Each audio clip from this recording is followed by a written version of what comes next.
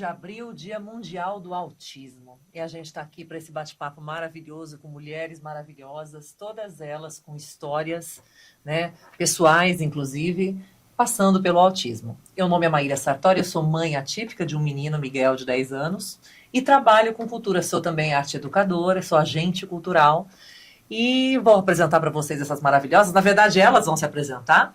E a gente vai bater um papo justamente sobre a arte, a inclusão e o que mais acontecer nesse bate-papo. Então, por favor, se apresente, minha querida. Olá a todos, aqui Tânia Pimenta, professora, futura psicóloga e bem engajada com toda essa experiência por ser mãe do Gustavo, de 30 anos, que é autista, e também aí me reconhecendo tardiamente como autista. Bacana. Aqui. Bom, eu sou Rita Quester. Boa noite, meninas. Boa noite a todos. Eu sou mãe atípica de 3 rapazes. Sou palestrante, sou autora de um livro que conta toda essa jornada da maternidade atípica pela ótica da mãe e do não vitimismo, que eu acho isso extremamente importante, né? Encontrar no autismo as possibilidades e toda a potencialidade que existe nessa jornada. Mas é difícil, hein, Rita? É difícil, mas é possível. É possível. Não tem nada fácil na vida. A vida não é fácil, né? Eu acho que tanto para a mãe típica quanto para a atípica. No nosso caso, um pouquinho mais difícil. Então, a minha jornada é baseada na história dos meus filhos, na mulher que eu me tornei em função dessa maternidade atípica. Maravilhosa. Solange? Olá, meu nome é Solange Aroeira, sou psicóloga, pedagoga e atualmente estou como secretária da Mulher, Neurodiversidade e Inclusão Social aqui na cidade de Cotia. Inclusive, né, Solange, esse encontro, né, da cultura com a inclusão, com a mulher, aconteceu na cidade de Cotia. Vamos mandar um abraço pro nosso prefeito? Vamos. Até porque foi através do Wellington Formiga, nosso prefeito, que ele comprou para si, agarrou, né? Quando a gente fala comprou é porque quero, né? De verdade. Eu quero de verdade a pauta da neurodiversidade dentro da saúde mental e pensando realmente na inclusão social. Muito obrigada, prefeito. Muito obrigada, prefeito. Obrigada, prefeito.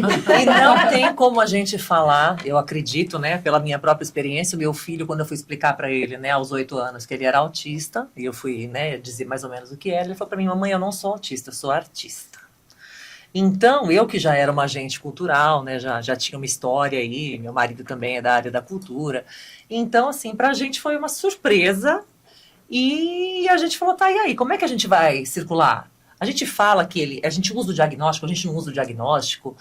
Como que a arte, para vocês, né, a experiência de vocês, a doutora Solange com a experiência mais técnica, a Rita com o empirismo mesmo, né, o dia a dia aí, essa mulher potente que ela se tornou, e a Tânia, né, que tem toda essa abordagem até espiritual, né, Tânia? Que a gente vem se conhecendo aqui nos encontros, né, meninas? E 37 anos trabalhando também com crianças autistas, muitos alunos, muita diversidade na sala de aula. Não só um, mas vários, até enrustidos, né? Você que é artista, né? A gente se conheceu na Secretaria da Cultura porque a Tânia, ela é arte educadora, não? Como é que chama? Você é formada em artes plásticas, artes visuais, né? E a gente se conheceu na cultura porque ela tem um projeto lindo e aí a gente foi descobrindo as histórias pessoais, enfim. Como que é a arte para você nessa parte da educação, arte e inclusão? Bom, na realidade, o Coração de Boneca, ele traz uma protagonista criança que ela acaba não se apegando às bonecas que ela tem. Não tem valor. Recentemente, né, nossa conversa aqui dos bastidores, eu não amo. Eu não sei amar. Será que não sabe? Mas que tipo de amor é esse que nós estamos procurando?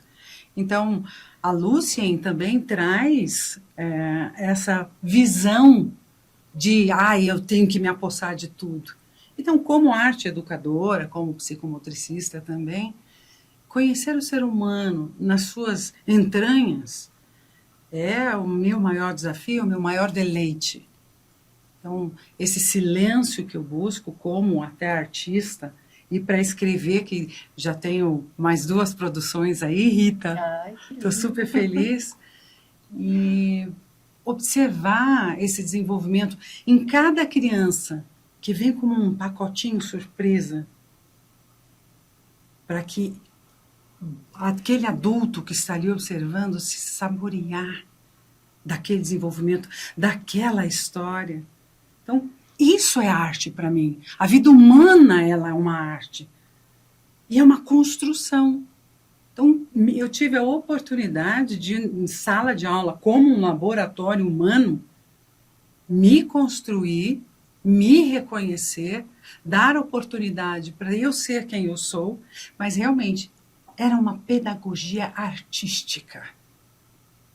Fazia muita pesquisa para eu poder conhecer a arte do outro. Porque cada pessoa é uma história, um livro de poesia, é uma obra de arte, é uma escultura. Então é dessa forma que eu observo, e as minhas mãos adoram a argila, que sozinha ela constrói obras de arte. Então eu busco me conhecer e, como mãe, fazer o melhor que eu posso. Então a arte, depois da pedagogia, Rita, foi que me acolheu. Sabe, a arte está me salvando. E para você, Rita? Você se encontra, É onde né? eu estou me encontrando. Bom, o autismo, para mim, ele chegou há 20 anos atrás. Então, vocês imaginam? Não se falava sobre autismo, eu não tinha ideia do que era o autismo. E os meus filhos, eu tenho um filho com 29, 24 e 22. E o diagnóstico ele veio praticamente simultaneamente. Foi no término da gestação do meu terceiro filho que o meu filho do meio começou a manifestar o autismo. Naquela faixa, né, da poda neural, com 2 anos, ele começou a manifestar um autismo severo, autoagressão, tentativa de mutilação, e aquilo me assustou muito, porque você imagina, você está no final de uma gravidez e você tem um bebê, né, tendo um comportamento extremamente agressivo. Então, eu descobri o autismo simultaneamente. Meu filho nasceu, fui para um neuropediatra, que me indicou uma neurologista, uma especializada em crianças com autismo, e ali naquela sala ela me disse simplesmente assim: mãe, olha, o seu filho mais velho tem síndrome de Asperger. Seu filho do meio é um autista clássico, e o teu caçula vai ser o pior de todos, o mais comprometido de todos. Então não houve sutileza, por isso que eu não tive tempo, eu estava comentando aqui nos bastidores, eu não tive tempo para negação, eu tive que engolir o luto, e eu tive que enfrentar o autismo, porque eu tinha 3 crianças que dependiam totalmente de mim. Então, a minha experiência, eu senti muito, e hoje eu olho para trás e falo, eu não tive um modelo a seguir, eu não tive mulheres em quem me inspirar. O que é ser mãe atípica? Eu relutei muito para aceitar esse nome de mãe atípica, porque para mim, mãe, por si só, já é tão grandioso que o atípico é só um complemento. Hoje não, hoje eu uso mãe atípica com muita tranquilidade, mas eu relutei porque eu falava, eu sou mãe, ponto. É como uma mãe que adota, né? Como uma mãe que... Mãe é mãe, né? Seja você de sangue ou de barriga ou não, então para mim eu só era mãe. E foi muito difícil a jornada no início, porque eu não tinha parâmetro de comparação com absolutamente nada. E muita dificuldade de encontrar tratamento. Eu não tinha naquela época, eu me casei muito jovem, eu não tinha recursos para cuidar de 3 crianças que precisavam de atendimentos múltiplos, né? Então é um multidisciplinar, eu não tinha. Então eu fui buscar apoio na prefeitura, consegui um centro de apoio, consegui iniciar ali um processo de terapia dos meus filhos e em contrapartida eu procurei ajudar outras mães que estavam tão perdidas quanto eu, e eu olhava e falava, gente, como é que nós vamos cuidar dos nossos filhos? E quem cuida de nós? Quem cuida de quem cuida? Maravilhoso. Doutora Solange, eu queria aproveitar 2 ganchos, até 3, que a Rita trouxe agora. Ela falou do luto, eu queria que a senhora falasse pra gente se esse luto é real, se ele não é real. Ela falou também, agora no finalzinho, né, você falou... Quem cuida de quem? Quem cuida de quem cuida. Exatamente. E o terceiro eu trago daqui a pouco. Você pode falar pra gente um pouquinho? São muitas... Vamos lá, eu acredito, mas em primeiro lugar eu quero dizer também, tenho uma família típica, né? Eu tenho um neto de 8 anos, e eu acho muito interessante, porque ouvir as mães falando é algo muito próprio, é uma apropriação, saiu do meu ventre, é meu, né? Eu não tenho isso. Na realidade, é um olhar mais distante porque é fruto do meu fruto. Então, Mas não dizem que mãe é avó duas vezes? Então, não, é quer dizer, fruto, avó é mãe duas vezes. é fruto do meu fruto. Eu sofro, e sofro mesmo, né? Mas olhando se ela não consegue maternar. Olha que Sim, interessante. Né? Sim. Por quê? Porque eu uma ensinei dor ela a ser diferente. mãe. Eu ensinei, você não teve dessa, pegando esse gancho que ela falou, Sim. eu ensinei para ela como ser mãe, eu ensinei para ela como ser mulher. Então, quando ela tem algum entrave, eu olho e falo, eu não ensinei direito. Então, eu preciso ensinar melhor. Por quê? Porque é o amar, né? E é tão intenso isso que ela fala assim, você gosta mais deles do que de mim. Eu falo, não, eu te amo tanto Que que eu amo o que é seu. Olha que Né? Então, acho que isso é muito interessante. Talvez essa intensidade, né, seja mais suave para chegar. No entanto, a minha relação com o meu neto, ele tinha eu como o objeto, que eu vou falar isso, principal. Ele amava eu. Os outros não existiam na vida dele. ele te E escolheu. por amor, eu tive que me afastar. Para ele fazer a ligação com ela e com o pai, eu tive que sair de cena. Sim. Mas você sabe, doutora, que como mãe, você falou uma coisa muito interessante, porque o meu filho não se conectava com quase ninguém, né? Especialmente aí na primeira infância até os 6, 7 anos. Ele foi falar com 5 anos e meio. Mas as pessoas que olhavam para ele, como ele era, sem preconceito e sem rótulo, meu filho se conectava. E a maioria das pessoas, no caso a família nesse momento é muito difícil, né? Eu precisei até mudar de cidade porque vem aquela cobrança assim, né? Por que você não tá fazendo? Por que não sei o quê? Por que não sei o quê? E eu acho assim, não sei se você concorda, Rita e Tânia, e Solange também. Eu acredito que a mãe é a grande terapeuta do filho. A gente aprende algumas coisas, mas se você não incorporar no teu dia a dia e você não fizer, não adianta nada. Isso, é a grande protagonista. É.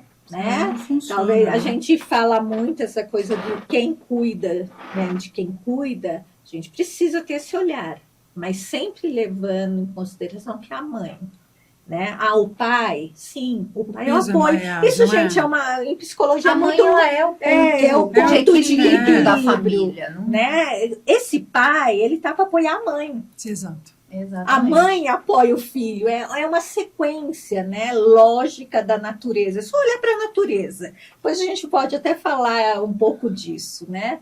E aí o outro gancho que você me deu foi que É quem cuida de quem cuida. do luto. O luto, gente. Em primeiro lugar, você tá grávida, você tá ali, você idealiza.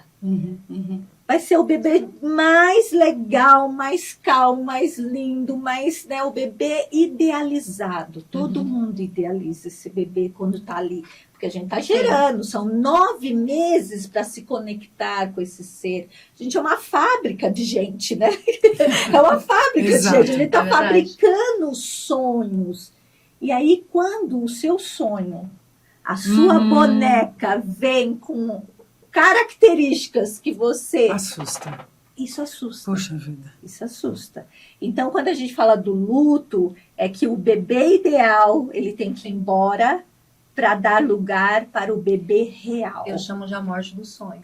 Isso. Do sonho projetado Sim, nesse sim. bebê. Aquela E morre- idealização. Aquela idealização Uhum. morre, e ali morre uma mãe também. E tem que nascer uma mãe Outra. atípica. Porque a gente também tem Em que outro nascer. formato. Então, é um luto que ele é muito difícil de lidar. E quanto mais você adia esse luto, mais sofrimento. difícil é a aceitação de uma possibilidade de um diagnóstico correto. Então, esse luto, ele tem que existir. Como ela não teve tempo para fazer, ela já praticamente nasceu neste movimento. Eu engoli o luto e ele se Isso. manifestou de outras diversas formas, Ele né? manifestou em mim fisicamente, na minha saúde. Sim. Eu não podia mostrar esse luto, porque eu era a única pessoa ali que sustentava todo esse pilar da família. E você comentou que o teu neto com você, o meu filho mais velho, tinha adoração pela minha mãe. A minha mãe tem um papel fundamental na nossa vida, fundamental. Porque ela foi amor, ela foi ombro, ela foi tudo que você possa imaginar, que eu não podia dar, a minha mãe supria.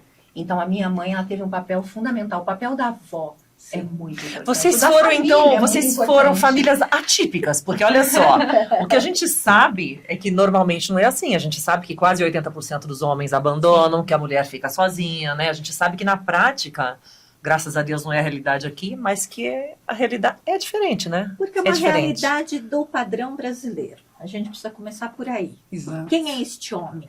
Que não seria só com a criança atípica ou com a mãe atípica, né? Não. Quem é este homem? Esse homem desejou essa criança? Porque também tem isso. Exato. Muitos de nós não somos desejados. A gente acontece na vida. É verdade. Né? Estreia, a gente estreia. Você sabe disso, a gente estreia. sai da vida. Aconteceu. Outra coisa muito importante são, aí eu posso colocar, né, o tipo de relação.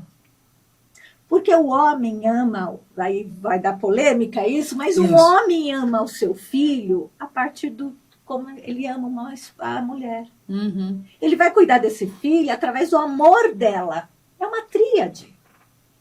Se ele amar essa mulher, mas se separou, me maltratou, ele está cuidando do seu filho, ele te ama. Lembra o que eu comecei? Que eu falei para minha filha, eu te amo tanto Sim. que eu amo os seus filhos. Sim. Exatamente. De repente ele não sabe expressar esse amor até para a própria esposa, ou para a ex-esposa, ou para o caso que ele teve. Mas se ele cuida do filho, ele está te amando. Né? Então, isso é um outro assunto para um outro tema. Te amando como né? ser humano. Mas se amando né, como Solange? ser humano, porque se você pensar, você Tem uma fez, sequência a vida você dele. fez algo mais legal que ele ama. Sim. Agora, se ele não consegue este amor, ele tem as dificuldades dele também. E culturalmente é admissível. Culturalmente, só pela lei, para ajudar, para distribuir isso e para não ter o abandono. Mas isso é a maioria das famílias brasileiras. Eu lembro que eu tive uma época que eu atendi alguns libaneses, homens, e eles colocavam para mim que eles nunca entenderam porque o brasileiro abandona tanta família. Aí eu não sabia na época responder, por isso que eu estou com tudo isso, porque é cultural. É cultural. Então, e é aceito. Sim. Né? De uma forma permissiva. É legal. É assim, não deu certo, ok. Então eu abandono tudo porque ela se vira. Então, assim, não é. Porque essa potência que nós brasileiras também temos, ela também invalida a parte deles lá. A responsabilidade. Então a gente precisa colocar. Vou fazer uma provocação, então. Já que a doutora trouxe também esse assunto, a gente tem uma conexão muito espiritual, assim, com a Tânia, né? Ela tem uma abordagem de expansão de consciência, enfim. E a gente está vivendo um momento que as mulheres, né? Bati no microfone. Que as mulheres estão buscando cada vez mais esse protagonismo, que os homens também estão meio perdidos nesse lugar, e que a neurodivergência nunca foi tão... Né? A gente até passou nesse encontro político que a gente fez, a gente escutou de políticos e de mulheres, o que é pior ainda, de novo essa pauta do autismo, como se fosse um modismo. Mas precisa estar na moda, porque precisa ser falado, porque existem estudos aí, né, Tânia, que a gente está acompanhando, que todo mundo vai, daqui a alguns anos, não dá para precisar 5, 10, 20, 30, ter um tipo de neurodivergência. Se você não tem hoje um filho, um neto, um sobrinho, você vai ter. Sim. Então, se você não abrir agora o seu olhar para isso, se você não for uma pessoa inclusiva, porque eu passei por isso na minha família, de meu filho não ser incluído, de eu ser uma mãe que não dou limites, e isso machuca muito a gente. Quando eu perguntei do luto para vocês, é porque quando a primeira neuropsicóloga falou para mim o luto, eu me revoltei com aquilo. Eu falei, que luto? Como assim? Eu tenho que ter luto pelo meu filho? Eu aceitava. Eu falei, meu filho é maravilhoso, eu não quero que ele muda nada. Porque eu fazia telepatia com meu filho com 3 anos. Por isso que eu demorei para entender. Porque meu filho me falava as coisas. Quando alguém falou, ele não fala, eu falei, nossa, é mesmo, ele não fala. Mas porque para mim ele falava. Então, assim, demorei comunicou. tanto para... Porque eu tinha uma conexão com ele que sei lá de onde que vinha essa conexão, mas era talvez espiritual, não sei. Mas Porque ele entendia. as pessoas confundem falar com Comunicar. Isso. Começa por aí. Falar é uma coisa. A gente se Comunicar é torna outra. especialista em ler o outro e Sim. entender comunicação não verbal. Isso. Por isso que a gente acha que eles se comunicam. Aí quando alguém fala, mas o seu filho não fala, você fala, como assim, né? Aí que a Pra gente mim se foi toca e fala, surpreendente. tá, ele não ele é verbaliza. diferente. Ele só não então verbaliza, comigo foi mas assim. ele se comunica. Comigo foi assim. Né? Eu passei por isso também. É muito interessante essa questão da comunicação. O quanto a gente consegue ler o nosso filho. Olhar, prever até crise. Eu falo que a gente chega no nível de conhecimento da nossa prole, né? Que você fica tão especialista em gestão de crise. Eu não sei se o de vocês tiveram crises como o meu tinha, né? Crises de autoagressão. Então, tem um gatilho para crise. Eu já conseguia perceber no comportamento dele, no movimento estereotipado dele, que ele estava prestes a ter uma crise. E aí eu já conseguia antecipar para ir amenizando aquela situação. Ele não me falava. Olha que mas terapeuta que ela linguagem é, não né? era Ela assim. já é uma grande terapeuta. Pode já Por dar vivência, né? certificado. Sim, Formada pela vida. formada pela vida. Isso é muito importante. Sim. A primeira palavra que o meu neto falava, né? Falava, né? Verbalizava. E a vovó fugiu. Porque eu tinha que fazer todo o movimento realmente de fuga. Aí eu me escondi atrás do carro, eu me escondi atrás da árvore para se Que despedir. Eu não podia conexão se despedir. fantástica. Aí ele olhava e falava, ih, a vovó fugiu. Deus, imagina. Imagine o nível de... O terceiro assunto que eu queria pegar da conversa dela, a gente já falou que, na verdade, é o da mãe terapeuta, né? Que é da mãe se tornar terapeuta. Então, era o luto, a mãe terapeuta e quem cuida de quem cuida, né? E você sabe que eu passei por uma sacanagem, porque a minha mãe era professora de inclusão. Eu nasci em Ribeirão Preto, lá tinha uma escola, e a gente vai falar aí de inclusão agora, que chamava Egídio Pedreschi. E essa escola era uma escola de crianças especiais. Na época eu fazia capoeira, então eu ia com um grupo de capoeira lá, e a gente fazia com eles, e tinha crianças sem braços, enfim, tinha de tudo lá, né? E quem estava lá amava aquele trabalho. Estou falando aí dos professores, dos coordenadores, dos diretores. Então, hoje, que a inclusão é diferente, né? Aquilo era uma escola especial, todo mundo escolhia trabalhar ali porque tinha, né? Tinha um perfil para aquilo. E a minha mãe era essa pessoa. Minha mãe falece quando meu filho ainda não tem o diagnóstico. Ele ia fazer 2 aninhos. Aí eu falo, mãe, que sacanagem, como assim? Né? Aí você vai embora e eu fico, e agora, né? Com uma família não inclusiva naquele momento. Hoje tá tudo maravilhoso, mas né? Ninguém entendeu aquilo. Aí eu te falo, aí a gente chega hoje, eu passei por algumas escolas até achar a escola certa para o meu filho. Eu sou uma mãe que entro dentro da escola, sou acolhida, sou advogada também, então conheço os meus direitos, advoguei na causa do autismo. Então sempre cheguei dessa maneira nas escolas, até para eles saberem que, olha, vamos fazer as coisas direito com o meu filho, porque se não fizer direito eu sei buscar, não sou uma mãe boba. Então talvez por isso eu nunca tenha tido problemas. Tá? E eu sei que muitas mães têm. Então, me coloco aqui de novo. Talvez eu tenha sido privilegiada nessas questões, porque eu fui uma mãe que batalhei, eu fui uma mãe que soube me colocar, eu fui uma mãe que soube batalhar pelo meu filho e que fui terapeuta. Eu falei assim, quando saiu o diagnóstico do meu filho, eu parei tudo. Quando eu te falo, você teve essa força, já eu, por exemplo, fui nocauteada. Porque assim, morreu meu pai, quer dizer, primeiro morreu o meu pai. E eu não tinha engravidado. Meu pai morre, eu engravido. Aí, ai, que felicidade, não sei o que lá, minha mãe fica doente. Aí eu tenho o meu bebê, só que minha mãe morre. Então foi assim, uma sucessão foi um monte de coisa. Então eu fui nocauteada por todo lado, e aí eu esqueço a mulher, eu esqueço a profissional, e eu viro só a mãe do Miguel. Aí, de repente, eu engravido. Nessa gravidez eu tive perda auditiva, hoje eu sou PCD auditivo também, né? Eu, ano passado, perdi 100% aqui e metade desse. Então, me tornei nesse processo, e de repente eu engravidei da Rafaela, porque assim, eu levei 9 anos para engravidar, o Miguel foi meio que um milagrão, assim, na minha vida, e de repente engravidei da Rafaela, que também não falou até os 3 anos. Então, teve uma fase da minha vida, Miguel com 5, Rafaela com 3. Ninguém falava na minha casa, era uma família de autista. Meu marido é meio quietão, eu sou a única que falo, mas com 3 que não falavam era complicado, né? E aí os médicos, eu cheguei a escutar de médico aqui, na rede pública. Olha, você tá com sorte do seu marido não ter ido embora, porque você tem 2 filhos com... E eu não entendi, eu falei, como assim eu tô com sorte? Porque meu marido era um maridão, entendeu? Então, assim, não passava pela minha cabeça essa realidade doida de que o homem abandona, de que ele amava aqueles filhos de um jeito também. E eu via a coisa errada, ele não. Ele falou assim, eles são assim, deixa eles serem assim. Então, meu marido tinha um suporte espiritual, que ele tem, inclusive, até hoje, porque eu que sou o vulcão em casa, né, a louca, que não, isso aqui tá errado, isso aqui tá certo. Deixa ser, deixa não sei o que, deixa. Então, assim, por que aí eu tô falando tudo isso, né? Como é que a gente se acha nisso tudo? Como é que a gente, da inclusão, voltando para a escola, naquele lugar era legal, a inclusão. Na escola, meu filho ainda não passou por bullying, mas eu até contei aqui nos bastidores para vocês, que eu cheguei ali no momento que eu vi um menino fazer um negócio que eu achei que era bullying, a gente já fica armada, porque não é toda professora que tem um olhar. Eu tive sorte, eu tive a professora AT, né, acompanhante terapêutica, eu tive tudo isso. Tenho tudo isso. Tá. E quem não tem? E essa inclusão, ela é verdadeira? Como você falou, a minha filha teve todo o meu suporte. Eu tinha já todo o conhecimento. E ela falou para mim assim, mãe, se a gente passa por tudo isso, e quem não tem? Foi onde que eu comecei a trabalhar dentro do projeto, que eu tive um projeto que chama Thaís Standby, Seu Olhar Melhor o Meu. Comecei a atender algumas famílias de forma...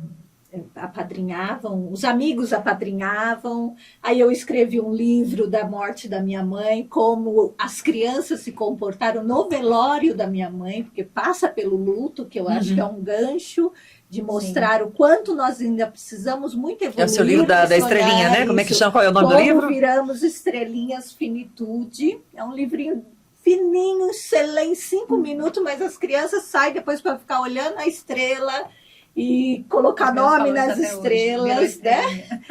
E o que acontece com tudo isso?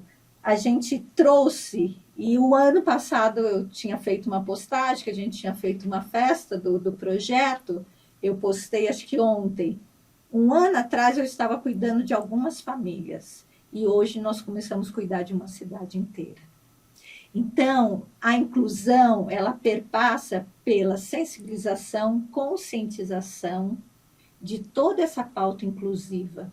E quando a gente traz a questão PCD, que foi dito um dos eventos, que qualquer um de nós, você acabou de falar, daqui a pouco qualquer um de nós podemos ter um filho, a gente já está, né, nesse, mas qualquer das pessoas de outros estão nos escutando, terão alguma tipicidade, a gente pode ser um cadeirante daqui a pouco, ser um PCD, você perdeu aí a audição. Então, a única coisa certeira que a gente tem é que em algum momento da vida a gente vai ter perdas. E aí a gente pode pensar em perdas necessárias. Tem uma frase de Rumi que eu gosto muito, que ele fala, aonde está a sua cicatriz é onde entra a sua luz. Com certeza que nós estamos iluminadas por todos esses seres que vieram para a nossa vida. Daí ela pode até levar para o lado espiritual, mas é o quanto a gente se aprimora lidando com as diferenças.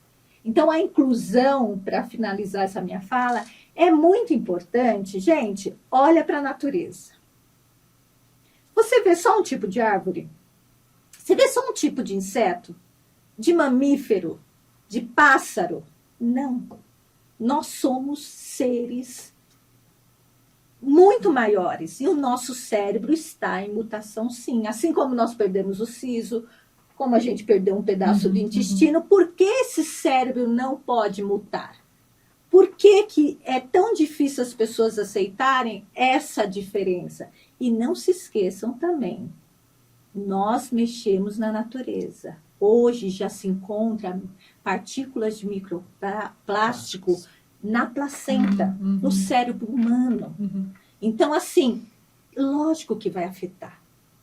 Talvez seja aí 80%, né? 81% é genético, daí vem a parte hereditária, vem a parte ambiental, que é barriga gestacional, tá? Não, ninguém adquire autismo, nascem autistas. O ambiente é o que vai ser o gatilho ou não que é a barriga deste ser que vem. Nasceu? É ou não é? Não se preocupem com isso. Pode manifestar em tempos diferentes, né? Então, até 2 anos são podas neuronais, daí vem assim, que nós temos algumas podas neuronais, até os 2 anos, daí tem muitas mães que falam, olha aqui, ele era, entre aspas, normal. Daí depois de 2 anos, tomou um banho quente, saiu no sol, Parou de falar. parou de Parou de falar, olhar nos olhos. entendeu? Não, gente, já estava ali, não se preocupem, ninguém vira. Não é como também ninguém vira gay, ninguém vira lésbica, sabe? É a diversidade humana. E aí a gente coloca como a neurodiversidade, porque nós estamos falando da parte neurológica. E aí, Tânia? Eu acredito que somos seres múltiplos. Somos seres múltiplos.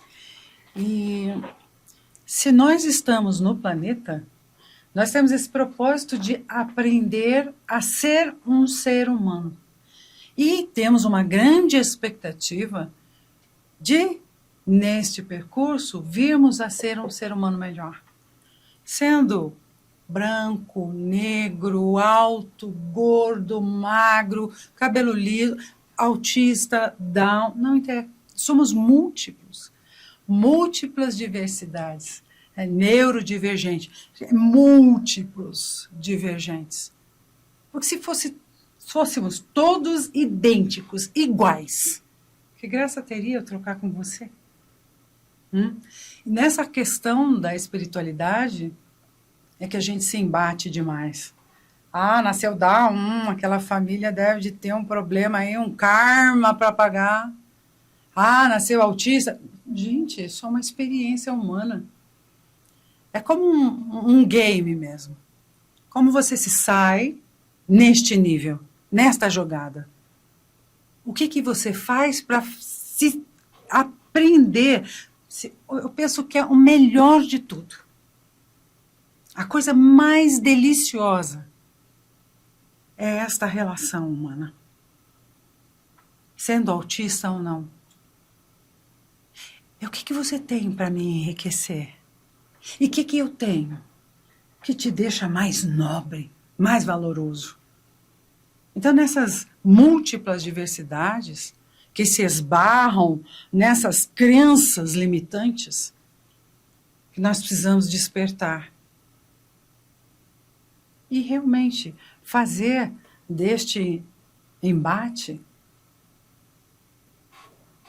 o jogo mais delicioso de se jogar, que é viver. É bom poeta, viver. né, gente? É Poeta, né? É uma tia. Eu acho importante também posicionar, por exemplo, assim, aqui a gente tem a Rita, que ela vem aí há 20 anos. 20 anos. 20 anos. 20 anos atrás, o autismo era visto de uma forma. Hoje, em 2025, nós temos uma atualização até da ciência. Então, a gente tem um DSM atualizado, DSM da realidade, é um dicionário, se a gente pensar, mental, psiquiátrico, usado nos Estados Unidos e por vários países. E aqui no Brasil, que é adotado, é a Classificação Internacional das Doenças, que é o CID. Então, nós estamos no modelo CID-11, né? Isso, e CID-11 é porque o DSM é 5. Eu ia falando que o CID-11, ele foi totalmente revisado e atualizado exatamente para caber o autismo da forma que é visto hoje. Então, daí vem aquele autismo é modinha? Não, gente, a ciência ela sempre corre atrás do que está acontecendo. Doutora, mas o que foi mais maravilhoso nessa história do modismo é que a mesma pessoa que falou isso, não sei o que lá, o que aconteceu? Eu acho que ela levou tanta bordoada no bom sentido dessa pauta. Eu te falo porque na Secretaria de Cultura, você vê, a gente vai fazer 100 dias ainda de gestão. apareceu tanta pauta do artista com o autista, que eu falei, não tem como não olhar. E o nosso secretário, um abraço pro nosso secretário Pedro Peixoto, é muito inclusivo. Então falou, Maíra, vamos olhar para isso, porque... Sim. E a gente tem um carinho enorme com a sua secretaria, então eu falei, não tem como a gente pensar em inclusão sem arte, arte sem inclusão, porque, gente, os caminhos que a arte cria para que a coisa aconteça... Dá muita né? liberdade. Nós tivemos uma reunião em Osasco, Osasco vai fazer a primeira peça, são 8 autistas, que vai ter um trabalho todo parecido com uma montagem de uma peça. Então, aqui no Cioeste, acho que é o primeiro que tem notícia.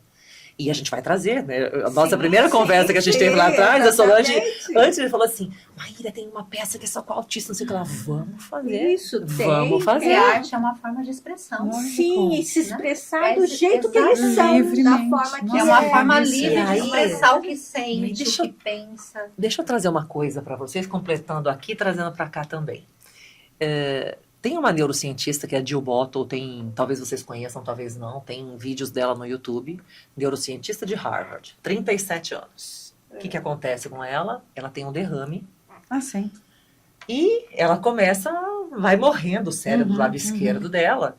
E ela, por ser neurocientista, ela fica super curiosa com aquele processo, então ela vai vivendo aquela coisa tal. Ela perde tudo. E aí ela perde tudo, e aí, enfim, Volta. no meio do processo ela consegue ser socorrida, mas ela perde todo lado, o hemisfério esquerdo, que é o hemisfério lógico do nosso cérebro. E por alguns anos, até ela se reconstruir, ela vê o mundo pelo lado direito, que, pra gente que é artista, é o lado da arte, é o lado da espiritualidade, da sensibilidade. Então, assim, eu até depois vou deixar embaixo aqui o link, porque eu acho que Legal. vale a pena. Por quê? Isso que você traz, né, da gente enriquecer a experiência humana, eu vejo assim, eu também, esses testezinhos de QI, aí meu QI também é mais alto, e eu só compreendi a vida pela lógica e pela razão. Quando eu tenho contato com um universo diferente e com a espiritualidade a partir dos 30 anos, eu falo assim, eu descobri que eu era muito inteligente cognitivamente falando, porém extremamente burra emocionalmente falando. Aí eu descubro um lado que eu falo, eu me considerava até uma fraude, porque eu falei, até como atriz, eu puxava tudo para a razão, eu buscava na inteligência, eu não buscava na sensibilidade. Então, até como artista, eu me vi fraudulenta. Falei, cara, é uma mentira, porque eu não sentia, eu não vivia, eu não trazia o meu hemisfério direito. E eu fui conhecer esse hemisfério direito com o autismo. Apesar de já ser artista há muitos anos, mas eu era uma artista não fraude, mas racional. Eu usava a inteligência para fazer as coisas e não o sentir. Então, quando eu falo assim, eu não consigo conceber pelo meu filho. A gente não compra brinquedos em casa, né? Assim, compra, os tios dão, essas coisas. Mas eu não tenho TV aberta, então só tenho TV fechada. Então, é bem controlado o que eles assistem, né? Ah, eu tinha dito que minha filha não falava. Minha filha começou a falar com 3 anos e acabou puxando meu filho também. E foi através de uma terapia alternativa que meu filho saiu da fralda, parou de tomar leite e começou a falar. Então, teve uma série de terapias que a gente fez. Eu acho que a ecoterapia para meu filho também foi um divisor de águas, tá? Nessa parte do equilíbrio, do sistema vestibular e tudo mais. Mas aconteceu muito essas questões do hemisfério direito do cérebro, da parte energética, de eu começar a ver a vida sem esse apelo racional. Porque, gente, Bruce Willis, olha lá, Ronald Reagan, aí a gente está falando, minha avó também morreu de Alzheimer. Então, assim, quando você começa a perder a sua capacidade cognitiva e ainda você dura 10 anos, 15 anos, 20 anos, o que é que a gente tem que aprender com isso? Quem tem que aprender? É a pessoa que está ali presa naquele corpo ou é quem está em volta dessa pessoa? Então, eu acho que esse olhar nasceu em mim. Porque eu só concebia a vida quando eu ia, inclusive, nessa escola de inclusão. E aqui, assim, até feio que eu vou falar, mas graças a Deus já saí desse nível.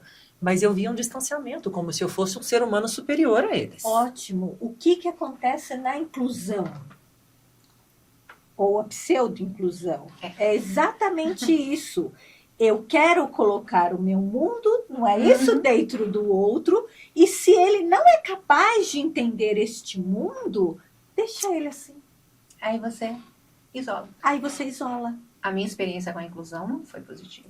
Com certeza. Nem um pouco positiva. Ainda mais 20 anos atrás? Exatamente. Meus filhos foram recusados em algumas escolas. O meu filho do meio foi para uma instituição especializada em autismo, que foi a melhor escolha que eu fiz.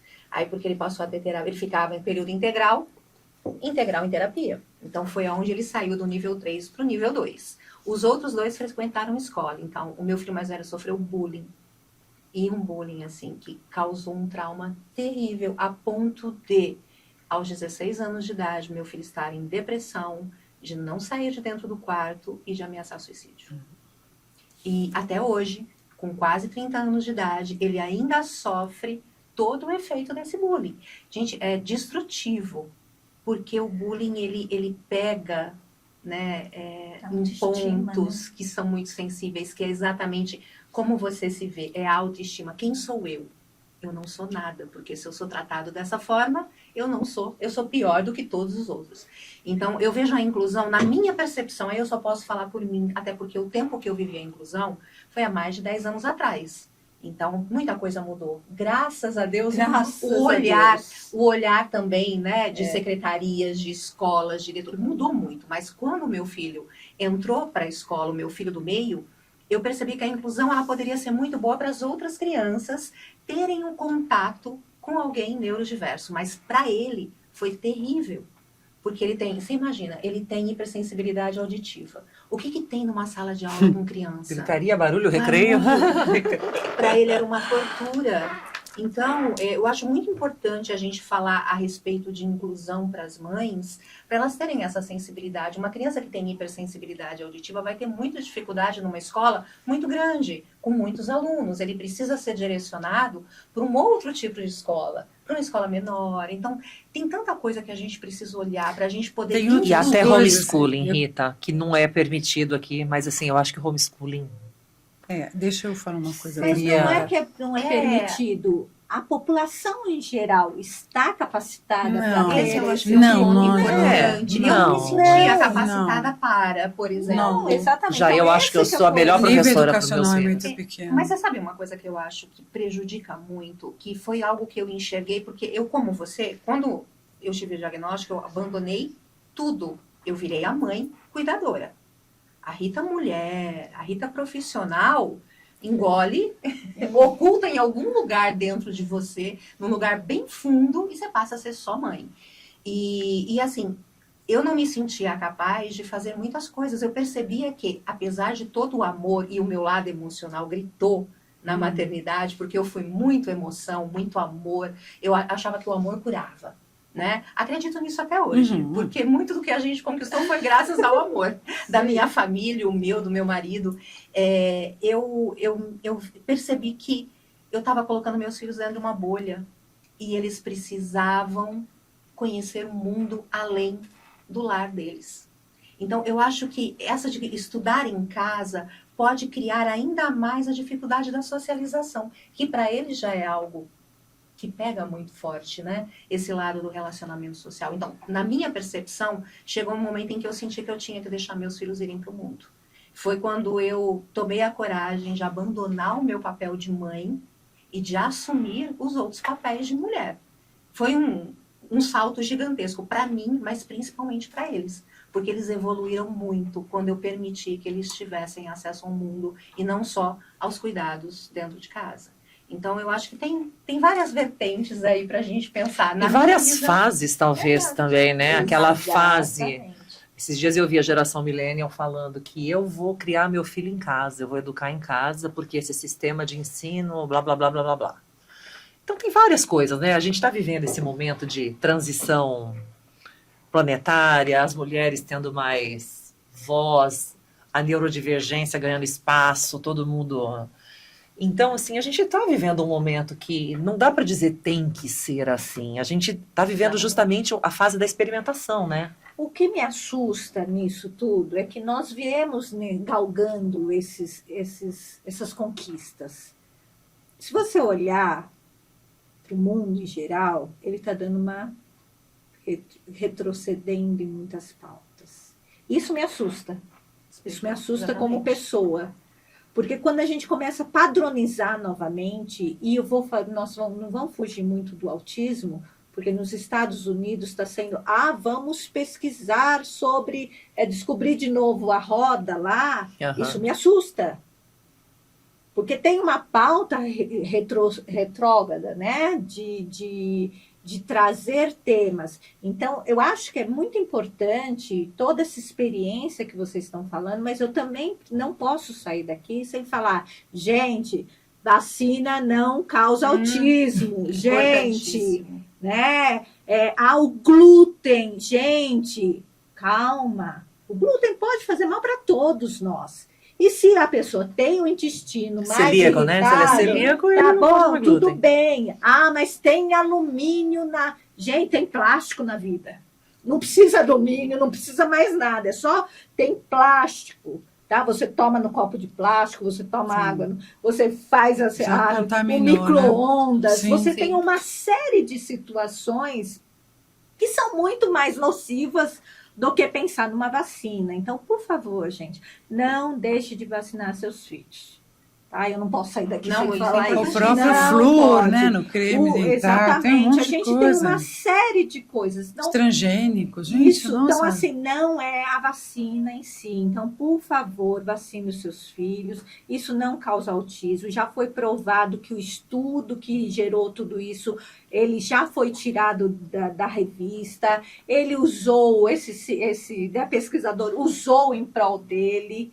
Ele precisava dele, a gente precisava também aparecer, precisa tomar cuidado com isso, tá bom, gente? Uma coisa que eu quero dizer também, que inicialmente nós não tivemos tantos desafios com o Gustavo, porque ele sempre demonstrou grandes habilidades, né, intelectuais, com a parte elétrica, eletrônica, etc, etc. Mas foi na fase da adolescência, de querer descobrir ser homem, de depois querer trabalhar. Esses dias mesmo ele falou para mim, mãe, você pode até realmente ser autista, mas eu percebo que você é tão independente. E eu sou tão dependente, mãe. Nem emprego eu estou conseguindo. Porque ele recentemente, acho que foi ano passado, ou retrasado, ele conseguiu, ele estava ainda trabalhando e foi muito bem recebido, mas não tínhamos a revelação do diagnóstico. E ele chegou lá e entende muito de programação, dessa linguagem toda. Mas você chega num emprego, até fazer uma socialização, conhecer toda a linguagem de programação e tudo, ele precisa perguntar muito, como qualquer emprego. Não demorou 7 dias. Justamente quando ele estava adaptado, não começou a perguntar tanto, dispensaram ele. Falei, filho, eles não tiveram a empatia, né, de aguardar ou de perceber. O RH não estava preparado. E nós estamos, século XXI, com pessoas despreparadas para, sabe, aqueles 5 minutos, estou em 5 minutos com a minha família, já percebi quem é esse, quem é aquele. Não, nós precisamos de profissionais com este olhar. E assim também, Maíra, na educação, falando dessa área que eu servi por 37 anos, nós, professores, precisamos de muito preparo. Porque é ler a história do outro. Então, cada movimento que uma criança faz, ela está contando uma história, até de limitação, que nós precisamos ter esse olhar sensível. Isso, você está trazendo uma pauta, né, muito interessante, que é eles crescem. Isso eu falo para os pacientes. Né? Porque assim, tá bonitinho, tá legal, deixa aqui. Mas eu falava assim, mãe, pai, eles crescem. E aí? Está preparado para isso? Que é receber uma criança, perceber uma criança autista é uma coisa, o adulto autista é como... Exatamente. A empatia, ela reduz drasticamente quando você fala de um adulto. Então, assim, e todo mundo que fala, você pega lá, o autismo vai falar da fase o quê? Criança, infantil, do bebê, da percepção, que é importante, sim, muito importante. Só que eles cresceram, né, Tânia? Cresceram. Eles cresceram, né, mãe? E ele vai crescer, o seu vai crescer, o meu vai crescer. Que bom que eles cresçam, né? E aí a gente precisa do quê? Políticas públicas. Políticas públicas. Um olhar que, graças a Deus, aqui em Cotia a gente está tendo, mas a gente precisa desse olhar que ainda está muito a desejar. Mas também, aí eu vou ser mais amável com os típicos. A gente também precisa ser amável com eles. Por favor, todos Porque temos eles espaço. também são limitados, Isso. né? Todos são limitados. Por quê? Porque acreditaram que 1 mais 1 é 2, Uhum. né? E não pode ser 1,5 e nem pode ser 2,3. Eles aprenderam essa conta. Então, o Fechadinho. que a gente está fazendo aqui, que é maravilhoso? Meus filhos falam, mãe, você não conversa, você dá palestra toda vez, né? Que bom. Eu sou sua fã, então eu sou suspeita. Pode fazer a palestra, por favor. Então, toda vez que eu vou falar, a gente tem que começar. E aí é uma coisa de professor, Aham. né? Você tem que dar introdução, Isso mesmo, objetiva, óbvio. justificativa, o corpo Isso, do... isso. né? E aí depois a gente faz a conclusão, entendeu? Uhum. Então, as pessoas que convivem comigo, hoje, elas podem dar aula de autismo. Com certeza. Por quê? Porque você está o tempo todo ali falando Sim. não é da autismo, é da neurodiversidade em si. Porque a gente tem aí o autismo com TDAH, o autismo com depressão, o autismo E é importante com que vá para as dislexia, escolas, né? Solange. E vice-versa. E Precisa. tem que ir.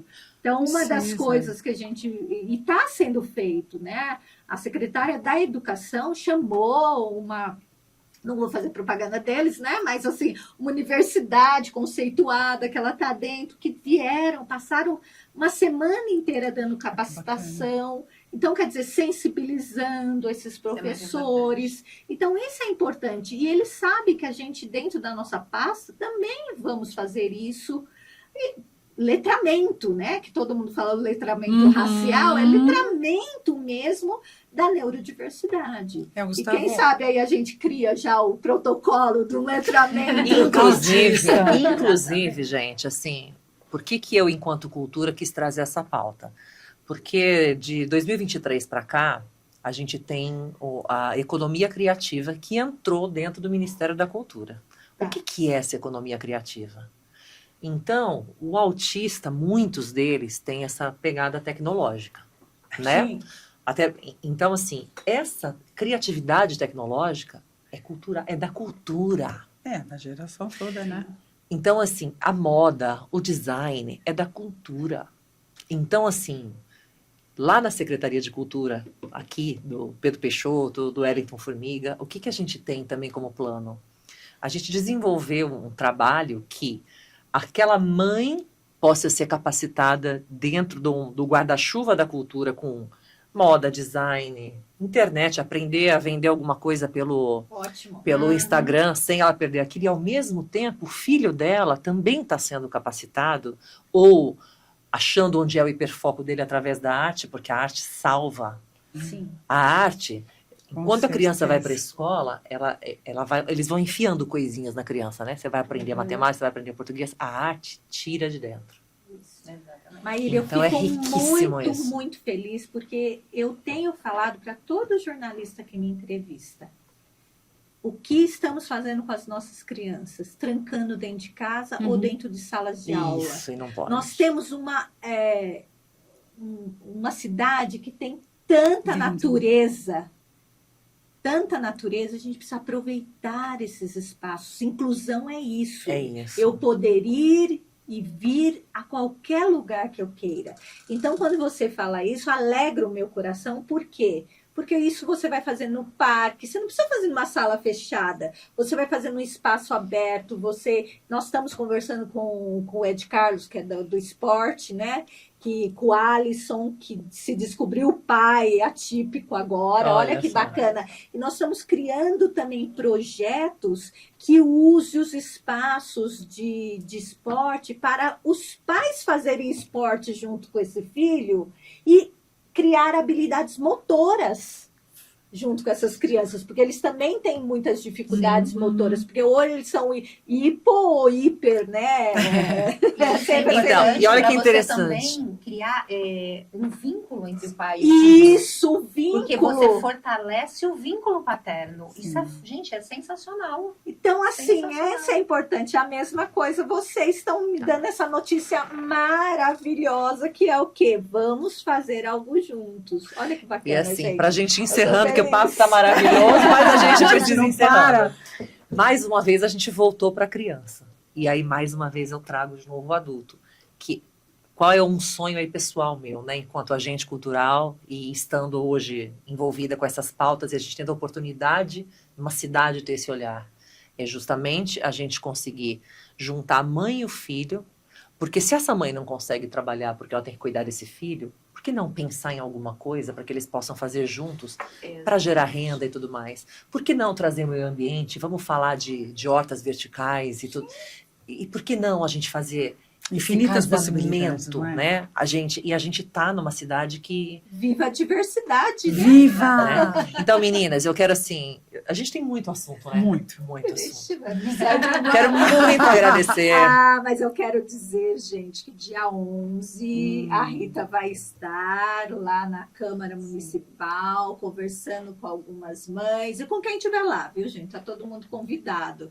E dia 16 teremos também uma especialista lá na Prefeitura Paço Municipal falando de comunicação e autismo. É uma super sensacional. especialista também. Então, estão todos Então, ó, convidados. se você é de Cotia e região, a Isso. gente está falando hoje no dia 2 de abril, que é o Dia Mundial do Autismo, né? E de 2025. Então, dia 11 de abril, dia 16 de abril, né? São esses Isso, eventos. E tem mais coisa. E acompanhe as nossas prefeituras. Se você faz parte aí do Cioeste, cidade vizinha, vem, gente, vem, traz a contribuição, né?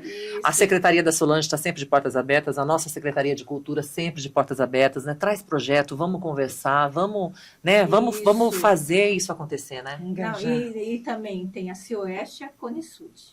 Que também, né, faz. Cioeste, isso, tá? Porque temos 2 consórcios aqui.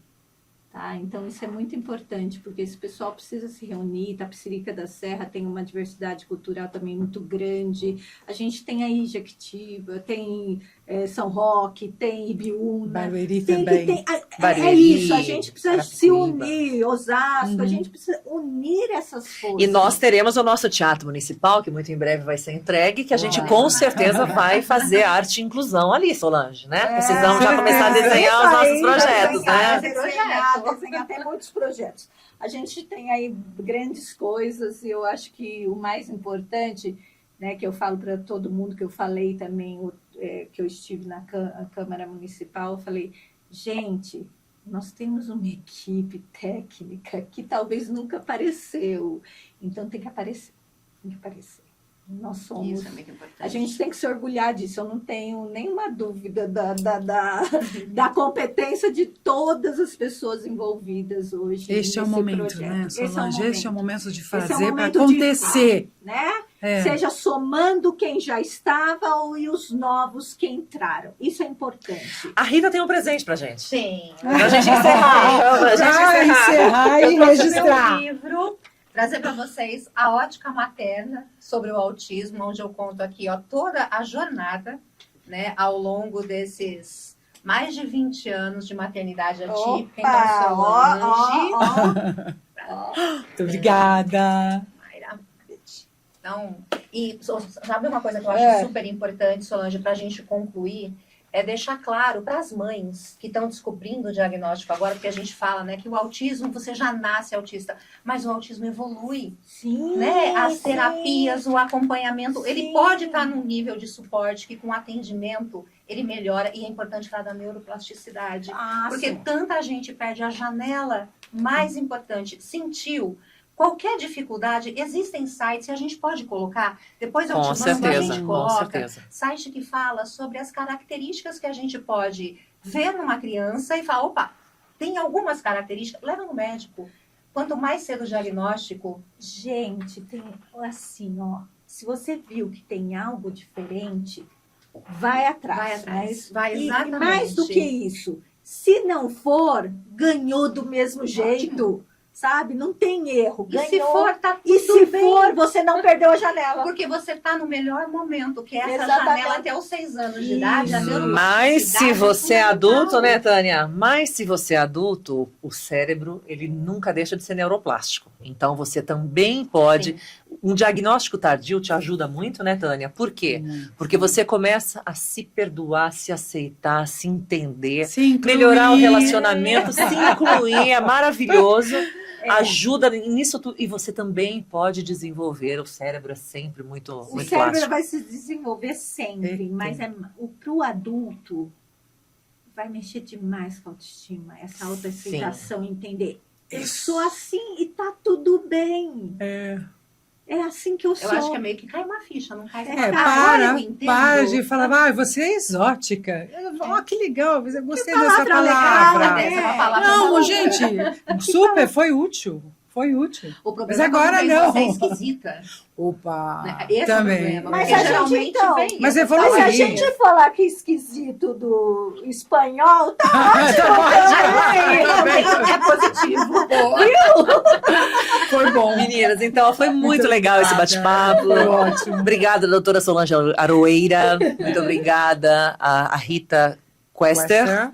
E a minha querida Tânia Pimenta, eu sou Maíra Sartori também, e foi um prazer recebê-las e as nossas portas lá na cultura, também na inclusão, na mulher, estão abertas com certeza, né, aqui em Cotia. Gente, é Solange Aroeira, tá? O que eu falei?